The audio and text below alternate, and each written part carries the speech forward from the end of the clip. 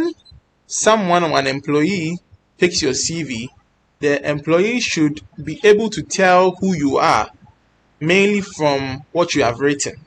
So the employee can tell what you like doing. The employee can also tell your previous education. The employee can also tell your qualification, and the employee can also tell several information based on what you have written in your CV. So most people have lost a lot of jobs or a lot of interviews. Why? Because they couldn't write a good CV. Yes. And today, if you pay particular attention to what I'm about to say, you would realize that your CV writing skills will be improved greatly. So one of the questions I mainly receive is the differences between a CV and a resume. And I want to answer it today. Now, there is no formal difference between a CV and a resume. However, the difference is based on the jurisdiction you are in. Yes, mainly those in England or Britain refer to a resume as a CV, and those in America refer to a CV as a resume. So there is no main formal difference between the two. Now, what is the standard length of a CV? So a good CV should have 2 pages. Yes, a good CV should have 2 pages. However, depending on the type of job you are applying for and your level of qualification or experience, you can write more. But a standard CV or a good CV should have 2 pages maximum. 2 pages maximum. But if you have an experience of 5 years or 10 years working experience, you would want to increase the number of pages that you would write. So let's move on to what to include in a CV. Now, basically, when writing a CV, you must include several things. The first of these things is your contact details or your personal information. Yes. Now, this contact details section comprises of your full name. So you would have to write your full name. So if mainly your name is Janet, what name should I use? If your name is Janet Elizabeth Quinson, you're supposed to write your full name, Janet Elizabeth Quinson.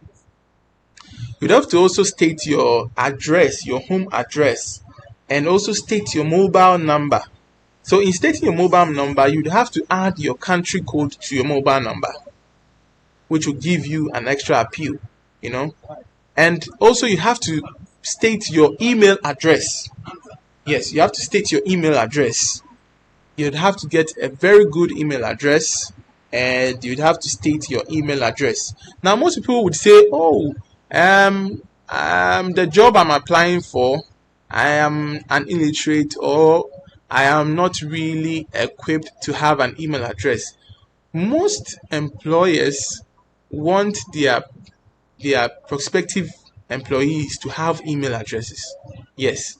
So whoever you are and whatever job or position you are applying for, you have to make sure that you have your personal email address on your CV, so that you can receive emails from them in case, number one, they want to employ you, or so that they would know that you are IT inclined, or you know what you are about concerning what you are doing.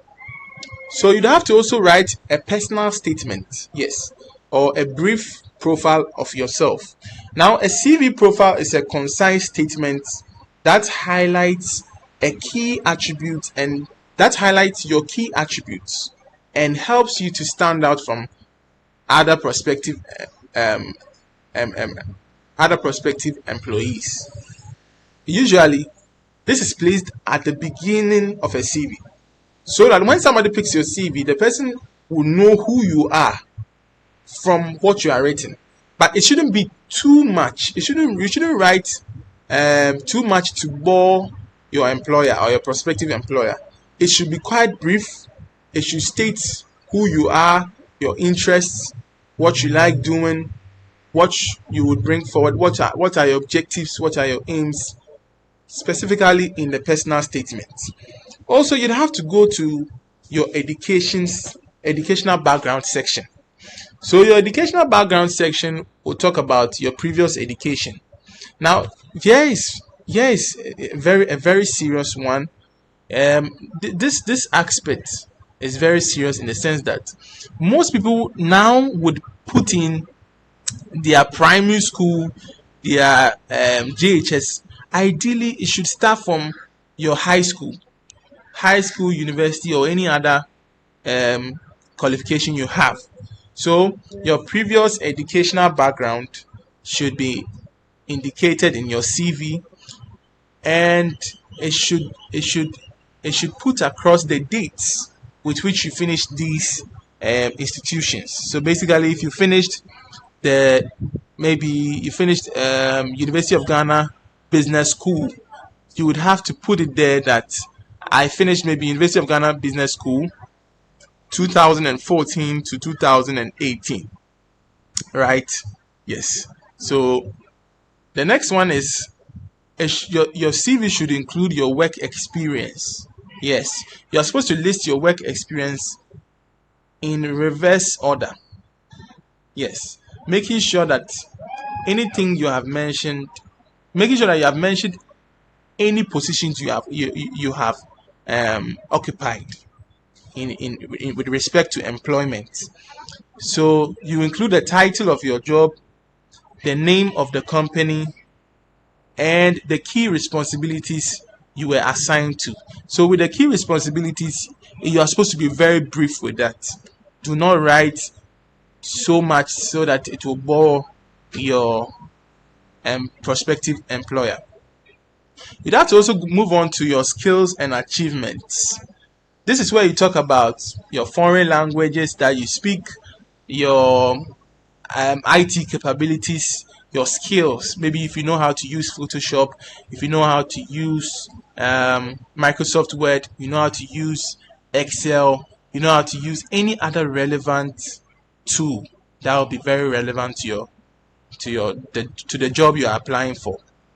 You don't need to exaggerate your skills. You need to make it brief and make it seem very real as possible. You have to also include your interests. Basically the mistake with a lot of CVs is that when people talk about their interests, they normally talk about social activities. You should know that your employees are looking out for things that would trigger them to employ you. So in writing your interests, you should look at the company you are applying the job, the company with which you are applying the job for. You should look at what they talk about, their values, their core values. You should look at their vision, their mission, and it should be in line with what you are writing. So for instance, maybe you're applying to a publishing firm. Your interest should basically include reading. Your interest can include writing. Your interest can include proofreading and other things. You get it? Yes. So basically, you are supposed to write interests that are in line with the job you are applying for. Your CV should also include references. Yes. Your references is very key at this point. If you have good references or referees, most people would like to consider who you are, because a good reference is a testament of who you are and how you can deal or relate with the great. You get it? So let's move to how to write a good CV. Now here is the catchy one. You would have to use active verbs when possible. Yes, you have to use words like analyzed, devised. You'd have to use words that are catchy, words that would make you be noticed. You get it? So a good CV should not also include spelling mistakes. Yes, anybody that picks a CV, in my my line of duty as a consultant, anytime I pick a CV and there are spelling mistakes, I just put it away. And that is the same situation with any employer. Immediately you start making mistakes on your CV, or um, you start making mistakes concerning your CV, grammatical errors, spelling mistakes. So as much as possible, use a spell checker. Yes, use a spell checker and let somebody proofread what you have written also.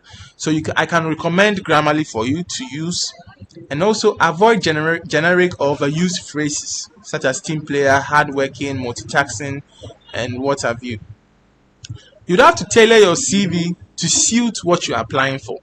Yes, you wouldn't want to write more as maybe an IT person when you are applying for a job that relates to more of reading or mathematics. So your CV should be tailored towards the job requirement. And also make sure your email sounds professional as possible.